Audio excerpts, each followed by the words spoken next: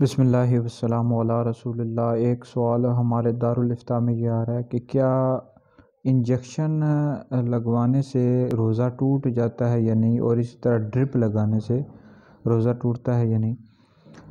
تو اس حوالے سے اہل علم کا، علماء کا اختلاف ہے کہ انجیکشن لگوانے سے روزہ ٹوٹتا ہے یا نہیں۔ بعض علماء کی یہ رائے ہے کہ روزے کی حالت میں انجیکشن لگانے سے روزہ ٹوٹ جاتا ہے، اس طرح ڈرپ لگانے سے بھی روزہ ٹوٹ جاتا ہے۔ لیکن بہرحال ہماری جو تحقیق ہے اور ہمارے فتوے کے مطابق انجیکشن چاہے رگ میں لگایا جائے یا گوشت میں لگوایا جائے، روزہ نہیں ٹوٹتا۔ اس طرح ڈرپ لگانے سے بھی روزہ نہیں ٹوٹتا۔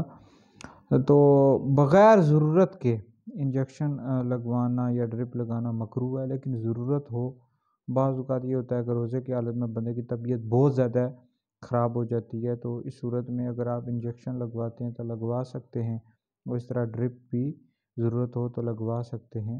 لیکن بہرحال اس میں اختلاف ہے، تو بہرحال جو لوگ ان علماء کی رائے پر عمل کرتے ہیں جن کا یہ فتویٰ ہے کہ انجیکشن لگوانے سے روزہ ٹوٹ جاتا ہے، وہ ان کی رائے پر عمل کریں۔ لیکن بہرحال ہماری جو تحقیق ہے، ہمارے فتوے کے مطابق انجیکشن لگوانے سے روزہ نہیں ٹوٹتا، اس طرح ڈرپ لگانے سے بھی روزہ نہیں ٹوٹتا۔